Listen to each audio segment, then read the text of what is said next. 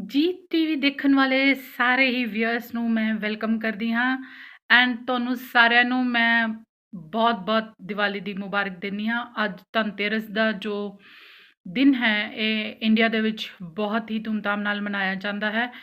ਜੋ ਹਿੰਦੂ ਕਮਿਊਨਿਟੀ ਹੈ ਉਹ ਇਸ ਦਿਨ ਕਾफ़ੀ ਸ਼ਾਪਿੰਗ ਵਗੈਰਾ ਖਰੀਦ ਕਰਦੇ ਨੇ। Gold and silver and other types ਦੇ ਮੈਟਲ ਜਿਹੜੇ ਨੇ ਉਹ ਖਰੀਦੇ ਜਾਂਦੇ ਨੇ। ਅੱਜ ਦਾ ਦਿਨ ਕਾफ़ੀ ਆਸਪੀਸ਼ੀਅਸ ਮੰਨਿਆ ਜਾਂਦਾ ਹੈ। ਖਾਸਕਰ ਜੋ ਮਾਰਵਾੜੀ ਬ੍ਰਦਰਸ ਨੇ ਜਾਂ ਫਿਰ ਜੋ ਬਿਜ਼ਨਸਮੈਨ ਨੇ ਜੋ ਬਿਜ਼ਨਸ ਦੇ ਵਿੱਚ ਰਿਲੇਟਡ ਨੇ ਉਹਨਾਂ ਲਈ ਇਹ ਦਿਨ ਬਹੁਤ ਹੀ ਇੰਪੋਰਟੈਂਟ ਹੈ। ਤਾਂ ਮੈਂ ਤੁਹਾਨੂੰ ਸਾਰਿਆਂ ਨੂੰ ਸ਼ੁਭ ਕਾਮਨਾਵਾਂ ਦਿੰਦੀ ਹਾਂ ਧਨਤੇਰਸ ਦੀਆਂ ਐਂਡ ਦੀਵਾਲੀ ਦੀਆਂ ਵੀ ਮੈਂ ਤੁਹਾਨੂੰ ਬਹੁਤ-ਬਹੁਤ ਸ਼ੁਭ ਕਾਮਨਾਵਾਂ ਦਿੰਦੀ ਹਾਂ। ਮੈਂ ਇਹ ਚਾਹੁੰਦੀ ਹਾਂ ਕਿ ਦੀਵਾਲੀ ਦਾ ਜਿਹੜਾ ਇਹ ਤਿਉਹਾਰ ਹੈ ਤੁਹਾਡੇ ਸਾਰਿਆਂ ਲਈ ਬਹੁਤ ਹੀ ਖੁਸ਼ੀਆਂ ਲੈ ਕੇ ਆਵੇ, ਕਾਮਯਾਬੀਆਂ ਲੈ ਕੇ ਆਵੇ, ਸੁੱਖ ਸ਼ਾਂਤੀ ਲੈ ਕੇ ਆਵੇ, ਪਰਿਵਾਰ ਵਿੱਚ ਆਪਸੀ ਪਿਆਰ ਲੈ ਕੇ ਆਵੇ, ਸਾਰਿਆਂ ਦੇ ਘਰਾਂ ਦੇ ਵਿੱਚ ਬਲਦੇ ਹੋਏ ਦੀਵੇ ਤੁਹਾਡੀ ਸਾਰੀਆਂ ਪਰੇਸ਼ਾਨੀਆਂ ਨੂੰ ਜਲਾ ਕੇ ਖੁਸ਼ੀਆਂ ਦੀ ਰੋਸ਼ਨੀ ਕਰਦੇ, ਇਹ ਮੇਰੀ ਕਾਮਨਾ ਹੈ। ਐਂਡ ਤੁਸੀਂ ਸਾਰੇ ਖੁਸ਼ ਹੋਵੋਗੇ ਤਾਂ ਡੈਫੀਨੇਟਲੀ ਮੈਂ ਵੀ ਬਹੁਤ ਖੁਸ਼ ਹੋਵਾਂਗੀ। ਤਾਂ ਤੁਹਾਡੀ ਖੁਸ਼ੀ ਮੇਰੇ ਨਾਲ ਇੰਟਰਲਿੰਕਡ ਹੋ ਚੁੱਕੀ ਹੈ। Thank you so very much for watching my videos and ਅੱਜ ਜਿਹੜੀ ਮੈਂ ਵੀਡੀਓ ਬਣਾਉਣ ਜਾ ਰਹੀ ਹਾਂ ਉਹ ਇੱਕ ਬਹੁਤ ਹੀ ਇੰਪੋਰਟੈਂਟ ਮਕਸਦ ਹੈ ਮੇਰਾ, क्योंकि मैं एक चीज़ नोटिस की है कि बहुत बहुत बहुत सारे लोग जो ट्रक ड्राइवर ब्रदर्स ने ट्रक ड्राइवर्स जो UAE Qatar Kuwait and Arab countries ਦੇ ਵਿੱਚ ਜੋ ਹੈਵੀ ਲਾਇਸੈਂਸ ਦੇ ਡਰਾਈਵਰ ਨੇ ਹੈਵੀ ਡਰਾਈਵਿੰਗ ਕਰਦੇ ਨੇ ਉਹਨਾਂ ਦਾ ਇੱਕ ਬਹੁਤ ਹੀ ਵੱਡਾ ਮਕਸਦ ਹੈ ਕਿ ਕਈ ਲੋਕ ਤਾਂ ਸਿਰਫ ਇਹ ਸੋਚ ਕੇ यूएई ਜਾਂ ਅਰਬ ਕੰਟਰੀਜ਼ ਦੇ ਵਿੱਚ ਜਾਂਦੇ ਨੇ ਡਰਾਈਵਿੰਗ ਕਰਨ ਲਈ ਕਿ ਅਸੀਂ ਉੱਥੋਂ ਦੇ ਉੱਥੋਂ ਅੱਗੇ ਨਿਕਲ ਜਾਵਾਂਗੇ ਐਂਡ ਉਹਨਾਂ ਦਾ ਜੋ ਮਕਸਦ ਹੁੰਦਾ ਹੈ, ਕਿਉਂਕਿ ਇਹ ਕੋਈ ਗਲਤ ਚੀਜ਼ ਨਹੀਂ ਹੈ। ਹਰ ਇਨਸਾਨ ਦਾ ਇੱਕ ਫਰਜ਼ ਬਣਦਾ ਹੈ ਕਿ ਉਹ ਆਪਣੀ ਲਾਈਫ 'ਚ ਗਰੋਥ ਕਰੇ ਐਂਡ ਉਹ ਗਰੋਥ ਦੇ ਜਿੰਨੇ ਵੀ ਸਾਧਨ ਨੇ ਉਹ ਸਾਰੇ ਹੀ ਯੂਜ਼ ਕਰਨ ਕਿ ਹੱਥ 'ਤੇ ਹੱਥ ਰੱਖ ਕੇ ਨਾ ਬੈਠਣ। ਇਹ ਚੀਜ਼ ਇੱਕ ਮਕਸਦ ਹੋਣਾ ਚਾਹੀਦਾ ਇਨਸਾਨ ਦਾ ਕਿ ਅਸੀਂ ਜਿਹੜੀ ਹੈ ਉਹ ਆਪਣੀ ਲਾਈਫ ਦੇ ਵਿੱਚ ਕਾਮਯਾਬੀ ਲੈਣੀ ਹੈ ਤਾਂ ਉਹਦੇ ਲਈ ਉਹਨੂੰ ਅਗਰਸਰ ਹਮੇਸ਼ਾ ਹੋਣਾ ਚਾਹੀਦਾ ਹੈ। ਪਰ ਇੱਕ ਚੀਜ਼ ਮੈਂ ਨੋਟਿਸ ਕੀਤੀ ਹੈ ਕਿ ਜਿੰਨੇ ਵੀ ਡਰਾਈਵਰ ਨੇ ਮੈਕਸਿਮਮ ਡਰਾਈਵਰ ਕੈਨੇਡਾ ਜਾਣਾ ਚਾਹੁੰਦੇ ਨੇ ਜਾਂ ਯੂਰਪ ਜਾਣਾ ਚਾਹੁੰਦੇ ਨੇ, ਉੱਥੋਂ ਉਹਨਾਂ ਦਾ ਬਹੁਤ ਹੀ ਵੱਡਾ ਇੱਕ ਡਰੀਮ ਹੈ ਸਮਝੋ ਕਿ ਉਹ ਉੱਥੋਂ ਨਿਕਲਣਾ ਚਾਹੁੰਦੇ ਨੇ।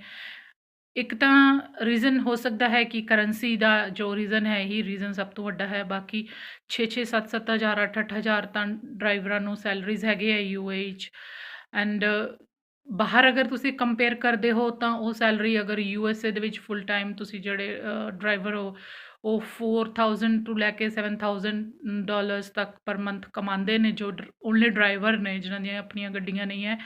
ਐਂਡ ਕੈਨੇਡਾ ਦੇ ਵਿੱਚ ਵੀ 4 to 6 7000 ਕੈਨੇਡੀਅਨ ਡਾਲਰ ਜਿਹੜੀ ਹੈ ਡਰਾਈਵਰਾਂ ਦੀ ਸੈਲਰੀ ਬਣਦੀ ਹੈ ਮਹੀਨੇ 'ਚ। ਤਾਂ ਉਹੀ ਇੱਕ ਮਕਸਦ ਹੈ ਕਿ ਹਰ ਇਨਸਾਨ ਦਾ ਇੱਕ ਸੁਪਨਾ ਹੁੰਦਾ ਹੈ ਆਪਣੇ ਪਰਿਵਾਰ ਦੀ ਬਿਹਤਰੀ ਲਈ, ਆਪਣੇ ਪਰਿਵਾਰ ਨੂੰ ਜ਼ਿਆਦਾ ਤੋਂ ਜ਼ਿਆਦਾ ਸਹੂਲਤਾਂ ਦੇਣ ਲਈ ਜਦੋਂ ਬੰਦਾ ਕੋਸ਼ਿਸ਼ ਕਰਦਾ ਹੈ ਐਂਡ ਮੈਂ ਉਸ ਚੀਜ਼ ਨੂੰ ਮੈਂ ਫੀਲ ਕਰ ਸਕਦੀ ਹਾਂ ਕਿ ਇਸ ਕੋਸ਼ਿਸ਼ ਦੇ ਅੰਦਰ ਕਿੰਨੀ ਭੱਜ ਦੌੜ ਹੁੰਦੀ ਹੋਏਗੀ, ਕਿੰਨੇ ਅਪਸੈਟ ਹੁੰਦੇ ਹੋਗੇ ਤੁਸੀਂ ਲੋਕ।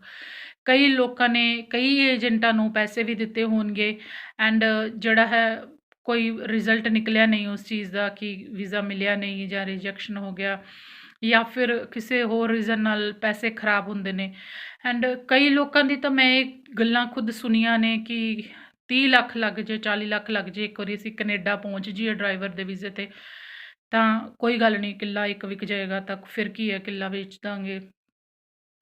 ਤਾਂ ਕਈ ਲੋਕ ਜਿਹੜੇ ਨੇ ਰਿਜੈਕਸ਼ਨ ਕਰਵਾ ਚੁੱਕੇ ਨੇ ਆਪਣਾ ਇੱਕ ਵਾਰ, ਦੋ ਵਾਰ ਐਂਡ ਜਿਹੜਾ ਰਿਜੈਕਸ਼ਨ ਹੁੰਦਾ ਹੈ ਉਹਦਾ ਇੱਕ ਰੀਜ਼ਨ ਦਿੰਦੇ ਨੇ ਰਿਜੈਕਸ਼ਨ ਦਾ ਐਂਡ ਉਹਦੇ ਬਾਅਦ ਦੇ ਵਿੱਚ ਬਹੁਤ ਹੀ ਮੁਸ਼ਕਿਲ ਹੋ ਜਾਂਦਾ ਹੈ ਵੀਜ਼ਾ ਮਿਲਣਾ ਅਗਰ ਰਿਜੈਕਸ਼ਨ ਫਰੋਡ ਡਾਕੂਮੈਂਟਸ 'ਤੇ ਜਾਂ ਫਿਰ ਅਗਰ ਤਾਂ ਤੁਹਾਨੂੰ ਕਿਸੇ ਫਰੋਡ ਕੰਪਨੀ ਨੇ ਸਪੋਂਸਰ ਕੀਤਾ ਹੋਏ ਐਂਡ ਉਹਦੀ ਵਜ੍ਹਾ ਨਾਲ ਰਿਜੈਕਸ਼ਨ ਹੋਏ ਤਾਂ ਇਹਦਾ ਮਤਲਬ ਇਹ ਹੁੰਦਾ ਹੈ ਕਿ ਅੱਗੇ ਵੈਕੈਂਸੀ ਨਹੀਂ ਹੈ ਜਿੱਥੇ ਤੁਸੀਂ ਜਾਣ ਦੀ ਕੋਸ਼ਿਸ਼ ਕਰ ਰਹੇ ਹੋ, ਪਰ ਤੁਹਾਡੇ ਦੁਬਾਰਾ ਅਗਰ ਟਰਾਈ ਕਰੋ ਤਾਂ ਤੁਹਾਡੇ ਵੀਜ਼ੇ ਲੱਗ ਸਕਦੇ ਆ। ਪਰ ਅਗਰ ਪ੍ਰੈਜ਼ੈਂਟ ਕਰਨ 'ਚ ਆਪਾਂ ਆਪਣੇ ਡਾਕੂਮੈਂਟਸ ਹੀ ਗਲਤ ਲਗਾਤੇ ਹੈ ਤਾਂ ਫਿਰ ਉਹਦੇ 'ਚ ਕਾਫੀ ਪ੍ਰੋਬਲਮ ਹੋ ਜਾਂਦੀ ਹੈ ਕਿ ਫਰੋਡਲੈਂਟ ਡਾਕੂਮੈਂਟਸ ਅਸੀਂ ਰਿਪਰੈਜ਼ੈਂਟ ਕੀਤੇ ਐਮਬੈਸੀ ਦੇ ਵਿੱਚ, ਕਿਉਂਕਿ ਕੈਨੇਡਾ ਐਂਡ ਨਿਊਜ਼ੀਲੈਂਡ ਜਿਹੜੀ ਹੈ ਇੱਦਾਂ ਦੀਆਂ ਕੰਟਰੀਆਂ ਨੇ ਜੋ ਹਰ ਚੀਜ਼ ਦੀ ਵੈਰੀਫਿਕੇਸ਼ਨ ਕਰਦੀਆਂ ਨੇ।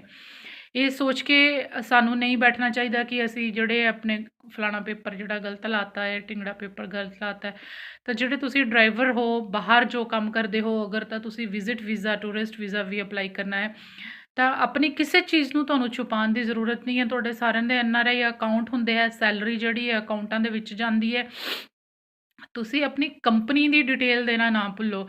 ਐਂਡ ਦੂਸਰੀ ਚੀਜ਼ ਇਹ ਹੁੰਦੀ ਹੈ ਕਿ ਜਦੋਂ ਤੁਸੀਂ ਲੀਵ 'ਤੇ ਜਾਂਦੇ ਹੋ, ਤਾਂ ਲੀਵ 'ਤੇ ਜਾਣ ਤੋਂ ਪਹਿਲੇ ਅਗਰ ਤੁਹਾਡੀ ਇਹ ਸੋਚ ਹੈ ਕਿ ਤੁਸੀਂ ਜਾ ਕੇ ਕੈਨੇਡਾ ਦਾ ਜਾਂ ਕਿਸੇ ਹੋਰ ਕੰਟਰੀ ਦਾ ਵੀਜ਼ਾ ਅਪਲਾਈ ਕਰਨਾ ਹੈ, ਤਾਂ ਆਪਣੀ ਕੰਟਰੀ ਜਿਸ ਕੰਟਰੀ 'ਚ ਤੁਸੀਂ ਪ੍ਰੈਜ਼ੈਂਟ ਜੌਬ ਕਰਦੇ ਹੋ, ਉਹਨਾਂ ਕੋਲੋਂ ਇੱਕ ਲੀਵ ਲੈਟਰ ਲੈ ਲਿਓ ਤੁਸੀਂ ਕਿ ਅਸੀਂ ਦੁਬਾਰਾ ਆ ਕੇ ਜਿਹੜਾ ਇੱਥੇ ਕੰਮ ਕਰਨਾ ਹੈ, ਕੰਟਰੈਕਟ ਲੈਟਰ ਜਿਹੜਾ ਹੁੰਦਾ ਹੈ, ਤਾਂ ਕਿ ਇਸ ਚੀਜ਼ ਦਾ ਜਿਹੜਾ ਹੈ ਉਹ ਪ੍ਰੂਫ ਹੋਵੇ ਕਿ ਤੁਸੀਂ ਵਾਪਸ ਆ ਕੇ ਇੱਥੇ ਜੌਬ ਕਰਨੀ ਹੈ, ਤੁਹਾਡੀ ਜੌਬ ਰਿਜ਼ਰਵ ਹੈ। ਤਾਂ ਉਹ ਇੱਕ ਪਲੱਸ ਪੁਆਇੰਟ ਹੁੰਦਾ ਹੈ ਕਿ ਵੀਜ਼ਾ ਆਫਿਸਰ ਜੋ ਹੁੰਦਾ ਉਹਨੂੰ ਇੱਕ ਯਕੀਨ ਬਣ ਜਾਂਦਾ ਹੈ ਕਿ ਤੁਸੀਂ ਆਓਗੇ ਵਾਪਸ ਐਂਡ ਤੁਹਾਡਾ ਆਲਰੇਡੀ ਕੰਮ ਇੱਥੇ ਹੈਗਾ ਹੈ। ਤਾਂ ਕਿਉਂਕਿ ਤੁਸੀਂ ਬਹੁਤ ਟਫ ਕੰਮ ਕਰ ਰਹੇ ਹੋ, ਤਾਂ ਫੈਮਿਲੀ ਦੇ ਨਾਲ ਘੁੰਮਣ ਫਿਰਨ ਦੀ ਤੁਹਾਡੀ ਪਲੈਨਿੰਗ ਹੈ, ਉਸ ਤੋਂ ਜ਼ਿਆਦਾ ਤੁਹਾਡੀ ਪਲੈਨਿੰਗ ਨਹੀਂ ਹੈ। ਤਾਂ ਇਹ ਚੀਜ਼ਾਂ ਜਿਹੜੀਆਂ ਨੇ ਬਹੁਤ ਮੈਟਰ ਕਰਦੀਆਂ ਨੇ। ਐਂਡ ਜਿਹੜੀ ਤੁਹਾਡੀ ਕੰਪਨੀ ਦੀ ਰੈਪੂਟੇਸ਼ਨ ਹੈ, ਕੰਪਨੀ ਦੀ ਪ੍ਰੋਫਾਈਲ ਹੈ, ਜਿੱਥੇ ਤੁਸੀਂ ਆਲਰੇਡੀ ਪ੍ਰੀਵੀਅਸ ਵਰਕ ਕੀਤਾ, ਉਹ ਵੀ ਬਹੁਤ ਜ਼ਿਆਦਾ ਮੈਟਰ ਕਰਦੀ ਹੈ। ਤਾਂ ਇਹ ਸਾਰੀਆਂ ਚੀਜ਼ਾਂ ਤੁਹਾਨੂੰ ਜਿਹੜੀਆਂ ਉਹ ਸੰਭਾਲ ਕੇ ਰੱਖਣੀਆਂ ਚਾਹੀਦੀਆਂ ਨੇ। ਬਾਕੀ IELTS ਲਈ ਤੁਸੀਂ ਜਨਰਲ IELTS ਦੀ ਟਰਾਈ ਕਰੋ।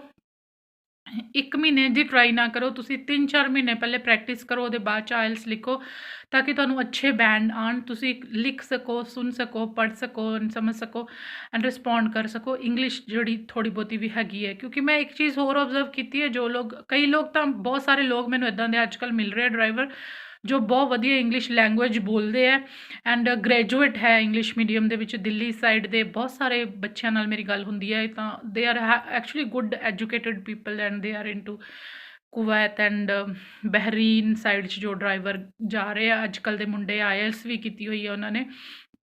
ਪਰ ਜੋ ਗਲਫ ਦਾ ਲਾਈਫ ਸਟਾਈਲ ਹੈ ਐਂਡ ਸਿਸਟਮ ਹੈ ਉਹਨਾਂ ਨੂੰ ਪਸੰਦ ਨਹੀਂ ਹੈ, ਤਾਂ ਉਹ ਜਿਹੜੇ ਆ ਮੂਵ ਹੋਣਾ ਚਾਹੁੰਦੇ ਨੇ ਦੂਸਰੀਆਂ ਕੰਟਰੀਆਂ ਦੇ ਵਿੱਚ। ਤਾਂ ਉਹਨਾਂ ਨੂੰ ਵੀ ਇੱਕ ਰਿਕੁਐਸਟ ਹੈ ਕਿ ਤੁਸੀਂ IELTS ਜਿਹੜਾ ਆਪਣਾ ਲੈ ਕੇ ਰੱਖੋ, ਕਿਉਂਕਿ ਅੱਜ ਕੱਲ੍ਹ IELTS 3 ਸਾਲ ਦਾ ਵੈਲਿਡ ਹੈ। ਤਾਂ ਜਦੋਂ ਵੀ ਤੁਹਾਨੂੰ ਕੋਈ ਚਾਂਸ ਮਿਲਦਾ ਇੱਦਾਂ ਦਾ ਕੋਈ ਹੋ ਗਿਆ। ਐਂਡ ਦੂਸਰੀ ਇੱਕ ਚੀਜ਼ ਹੋਰ ਹੈ, ਜੋ ਐਜੂਕੇਟਿਡ ਬੱਚੇ ਨੇ ਉਹ ਜਾਣਾ ਚਾਹੁੰਦੇ ਨੇ ਬਾਹਰ, ਤਾਂ ਨੋਵਾ ਸਕੋਸ਼ੀਆ ਦਾ ਇਮੀਗ੍ਰੇਸ਼ਨ ਐਵਰੀ ਈਅਰ ਜਿਹੜਾ ਹੈ 150 ਪੋਸਟ ਲਈ ਓਪਨ ਹੁੰਦਾ ਹੈ, ਪਲੱਸ ਉਹ ਪੂਰਾ ਹੀ ਸਾਲ ਓਪਨ ਵੀ ਰਹਿੰਦਾ ਇਮੀਗ੍ਰੇਸ਼ਨ ਦਾ ਜਿਹੜਾ ਉਹਨਾਂ ਦਾ ਹੈਗਾ ਹੈ। ਤਾਂ ਉੱਥੇ ਤੁਸੀਂ ਹਮੇਸ਼ਾ ਆਪਣੀ ਚੈੱਕ ਰੱਖਿਆ ਕਰੋ, novascotiaimmigration.com ਜਾਂ ਫਿਰ CIC ਦੀ ਵੈਬਸਾਈਟ 'ਚ ਜਾ ਕੇ Saskatchewan, Manitoba, Alberta, Labrador and British Columbia, ਇਹ ਵਾਲੀ ਪ੍ਰੋਵਿੰਸਸ 'ਚ ਹਮੇਸ਼ਾ ਜਿਹੜੀ ਹੈ ਜ਼ਰੂਰਤ ਪੈਂਦੀ ਰਹਿੰਦੀ ਹੈ। ਪਰ ਗਵਰਨਮੈਂਟ ਜਿਹੜੀ ਹੈ ਉਹ ਸਟ੍ਰਿਕਟ ਹੁੰਦੀ ਜਾ ਰਹੀ ਹੈ, ਕਿਉਂਕਿ ਉਹ ਚਾਹੁੰਦੇ ਨੇ ਕਿ ਇਨਵੈਸਟਰ ਵਾਲੇ ਲੋਕ ਜ਼ਿਆਦਾ ਆਉਣ, ਇਨਵੈਸਟਰ ਕੈਟਾਗਰੀ 'ਚ ਲੋਕ ਜ਼ਿਆਦਾ ਆਉਣ, ਤਾਂ ਉਹਨਾਂ ਦੀ 2.5 ਕਰੋੜ 3 ਕਰੋੜ ਤੱਕ ਦੀ ਇਨਵੈਸਟਮੈਂਟ ਹੈਗੀ ਹੈ, ਉਹਦੇ 'ਚ ਜਾ ਸਕਦੇ ਨੇ। ਤਾਂ ਜੇ ਤੁਸੀਂ ਜ਼ਮੀਨਾਂ ਹੀ ਵੇਚਣੀਆਂ ਨੇ, ਤਾਂ ਫਿਰ ਇਸ ਹਿਸਾਬ ਨਾਲ ਆਪਣੀਆਂ ਜ਼ਮੀਨਾਂ ਵੇਚੋ ਕਿ ਤੁਹਾਡੀ ਸਾਰੀ ਫੈਮਿਲੀ ਤੁਹਾਡੇ ਨਾਲ ਚਲੀ ਜਾਏ। NGO ਏਜੰਟਾਂ ਨੂੰ ਦੇਣ ਲਈ 60 70 ਲੱਖ ਲਈ ਜ਼ਮੀਨਾਂ ਨਾ ਵੇਚੋ। ਐਂਡ ਵੈਸੇ ਤਾਂ ਮੈਂ ਇੰਟਰਫੇਰੈਂਸ ਕਰਾਂ, ਮੈਨੂੰ ਇੰਨੀ ਅੱਛਾ ਲੱਗਦੀ ਇਹ ਚੀਜ਼ ਵੀ, ਬਟ ਇੱਕ ਚੀਜ਼ ਹੋਰ ਮੈਂ ਦੇਖੀ ਹੈ ਕਿ I am sorry to say but it's a truth ਕਿ ਕਈ ਜਿਹੜੇ ਡਰਾਈਵਰ ਹੈ ਉਹ ਇਸ ਚੀਜ਼ ਦੇ ਪਿੱਛੇ ਵੀ ਹੈਗੇ ਆ ਕਿ ਅਸੀਂ ਵਿਆਹ ਕਰਕੇ ਜਿਹੜਾ ਹੈ ਦੂਸਰੀ ਕੰਟਰੀ ਦੇ ਵਿੱਚ ਚਲੇ ਜਾਈਏ ਕੁੜੀਆਂ ਦੇ ਨਾਲ। ਤਾਂ ਉਹਦੇ ਚੱਕਰ 'ਚ ਕੀ ਹੁੰਦਾ ਹੈ ਕਿ ਇਹਨਾਂ ਦਾ ਮੈਕਸਿਮਮ ਟਾਈਮ ਜੋ ਸਪੈਂਡ ਕਰਦੇ ਨੇ ਐਂਡ ਪੈਸਾ ਸਪੈਂਡ ਕਰ ਰਹੇ ਨੇ ਯੂਰੋਪੀਅਨ ਕੁੜੀਆਂ 'ਚ, ਲੇਡੀਜ਼ ਜੋ USA ਨੇ, ਕੈਨੇਡਾ ਨੇ ਐਂਡ ਯੂਰਪ ਦੇ ਵਿੱਚ ਨੇ ਜਾਂ ਇੰਗਲੈਂਡ ਦੇ ਵਿੱਚ ਵੀ ਨੇ ਜੋ, ਐਂਡ ਉਹ ਲੇਡੀਜ਼ ਜੋ ਬਿਜ਼ਨਸ ਦੇ ਅੰਦਰ ਨੇ ਜਾਂ ਫਿਰ ਜਿਨ੍ਹਾਂ ਦੇ ਹਸਬੈਂਡ ਡਰਾਈਵਰ ਨੇ ਜਾਂ ਫਿਰ ਉਹ ਬਹੁਤ ਬਿਜ਼ੀ ਨੇ ਐਂਡ ਲੇਡੀਜ਼ ਅਗਰ ਖਾਲੀ ਨੇ, ਤਾਂ ਉਹਨਾਂ ਦੇ ਨਾਲ ਇਹਨਾਂ ਦੇ ਲਿੰਕ ਬਣਾਉਣ ਦੀ ਕੋਸ਼ਿਸ਼ ਕਰਦੇ ਕਿ ਕਿਸੇ ਤਰੀਕੇ ਸਾਨੂੰ ਇਹ ਔਰਤਾਂ ਜਿਹੜੀਆਂ ਨੇ ਬਾਹਰ ਲੈ ਜਾਣਗੀਆਂ। ਤਾਂ ਇਹ ਚੀਜ਼ ਮੈਂ ਉਹਨਾਂ ਨੂੰ ਕਹਿ ਰਹੀ ਹਾਂ ਜੋ ਆਲਰੇਡੀ ਇਹ ਕੰਮ ਕਰਦੇ ਆ, ਸਾਰਿਆਂ ਲਈ ਇਹ ਨਹੀਂ ਹੈਗੇ।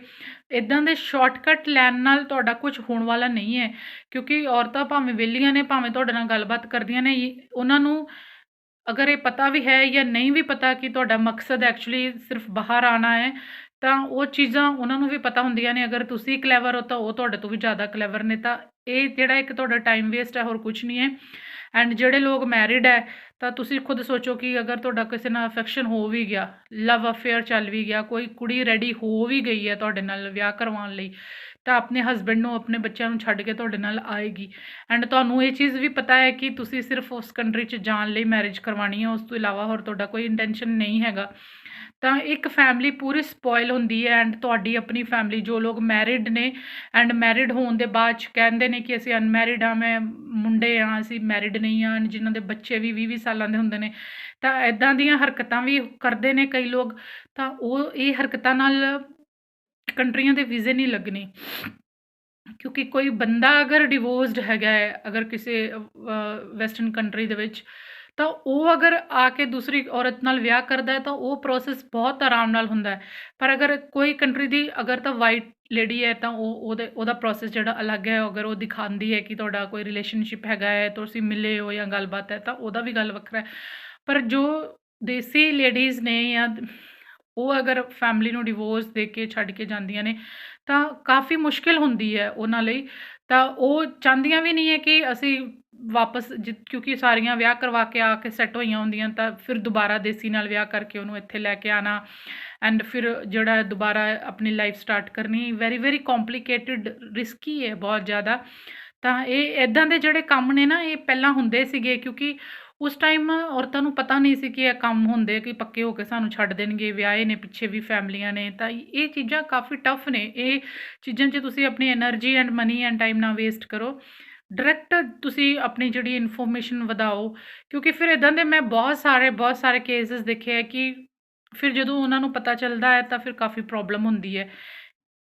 ਤਾਂ ਉਹ ਇੱਕ ਹੋਰ ਜਿਹੜੀ ਹੈ ਪ੍ਰੋਬਲਮ ਹੈ, ਕਈ ਲੋਕ ਮੈਂ ਦੇਖਿਆ ਕਿ ਭਾਜੜ 'ਚ ਹੀ ਪਏ ਰਹਿੰਦੇ ਆ, ਕਿ ਉਹਨਾਂ ਦੀ ਆਪਣੀ ਜਨਾਨੀ ਦੇ ਵੀ ਫੋਨ ਆਉਂਦੇ ਹੁੰਦੇ ਨੇ ਅਤੇ ਨਾਲ ਹੀ ਗਰਲਫਰੈਂਡ ਬਣਾਈਆਂ ਹੁੰਦੀਆਂ, ਜਿਹੜੀਆਂ ਇੱਕ ਨਹੀਂ 2 4 5 6 7 ਬਣਾਈਆਂ ਹੁੰਦੀਆਂ ਕਈਆਂ ਨੇ, ਕਿ ਇੱਕ ਨਹੀਂ ਤਾਂ ਦੂਜੀ, ਦੂਜੀ ਨਹੀਂ ਤਾਂ ਤੀਜੀ। ਤਾਂ ਉਹ ਸਾਰੀਆਂ ਹੀ ਔਰਤਾਂ ਨੂੰ ਤੁਸੀਂ ਟਾਈਮ ਦੇ ਸਕਦੇ ਹੋ।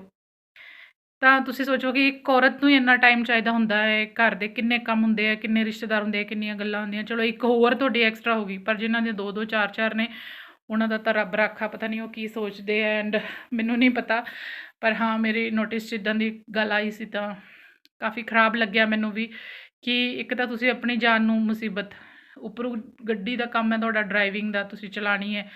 ਐਂਡ UAE ਦੇ ਵਿੱਚ ਵੀ ਕਾਫੀ ਸਟ੍ਰਿਕਟ ਰੂਲ ਬਣ ਚੁੱਕੇ ਹੈ ਕਿ ਉਹਨਾਂ ਨੇ ਵੀ ਰੇਡੀਏਟਰ, ਕੀ ਕਹਿੰਦੇ ਨੇ, ਨੋਟ ਰੇਡੀਏਟਰ, ਰੇਡੀਓ ਸਿਸਟਮ ਜਿਹੜੇ ਹੁੰਦੇ ਆ, ਕਿ ਤੁਹਾਡੀ ਫੋਟੋ ਕਲਿੱਕ ਹੋਏਗੀ, ਜਗ੍ਹਾ ਜਗ੍ਹਾ 'ਤੇ ਲਗਾਏ ਹੈ ਕੈਮਰਾ ਸਿਸਟਮ, ਰੋਡਾਰ ਸਿਸਟਮ ਹੈ। ਤਾਂ ਤੁਹਾਡੇ ਫੋਟੋਜ਼ ਕਲਿੱਕ ਹੋਣਗੇ, ਤੁਸੀਂ ਲੇਨ ਵੀ ਕ੍ਰੋਸ ਕੀਤੀ ਤਾਂ ਤੁਹਾਡੇ ਪੁਆਇੰਟ ਜਿਹੜੇ ਆ ਉਹ ਵਧੀ ਜਾਣਗੇ, ਲੱਗੀ ਜਾਣਗੇ ਪੁਆਇੰਟਸ। ਤਾਂ ਅੱਛੇ ਕੰਪਨੀਜ਼ ਤੁਹਾਨੂੰ ਹਾਇਰ ਨਹੀਂ ਕਰਨਗੇ, ਤਾਂ ਤੁਸੀਂ ਇੱਦਾਂ ਦੀ ਰਿਸਕ ਨਾ ਲਓ।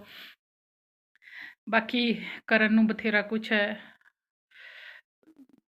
ਮੈਂ ਹੋਰ ਕੀ ਕਹਿ ਸਕਦੀ ਹਾਂ ਕਿ ਜਿਹੜੇ ਲੋਕ, ਹੋਰ ਕਈ ਲੋਕ ਹੈ ਜਿਨ੍ਹਾਂ ਨੇ ਏਜੰਟਾਂ ਨੂੰ ਪੈਸੇ ਦੇਣੇ ਹੈ, ਉਹ ਵੀ ਇਹ ਚੀਜ਼ ਦੇਖ ਲਓ ਕਿ ਕੈਨੇਡਾ ਕਿੱਡੀ ਵੱਡੀ ਕੰਟਰੀ ਹੈ ਐਂਡ ਉੱਥੇ ਕਿੰਨੇ ਕੁ ਡਰਾਈਵਰਾਂ ਦੀ ਲੋੜ ਹੋਏਗੀ। ਐਂਡ ਦੁਬਈ ਇਟਸੈਲਫ ਕਿੰਨੇ ਜ਼ਿਆਦਾ ਡਰਾਈਵਰ ਨੇ, ਯੂਰਪ 'ਚ ਡਰਾਈਵਰ ਨੇ।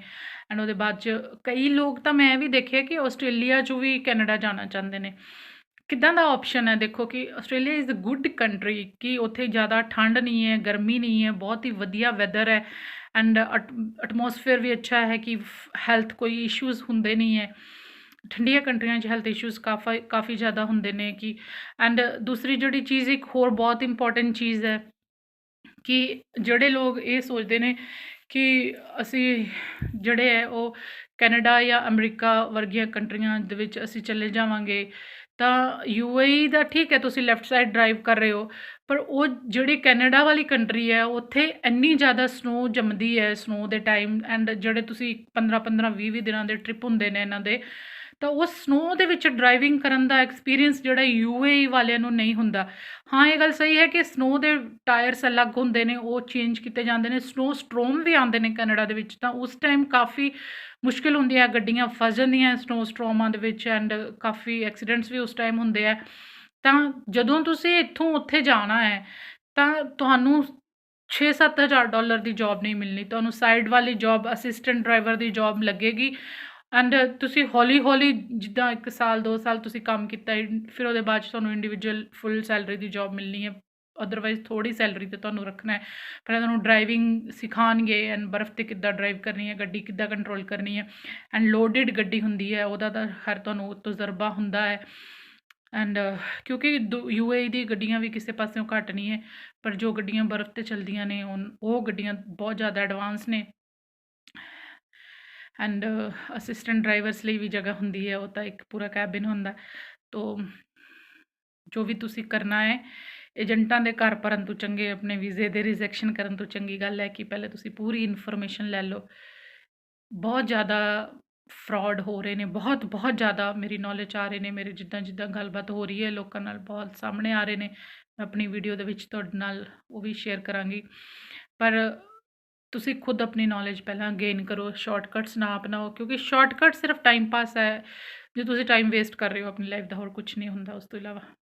Thank you.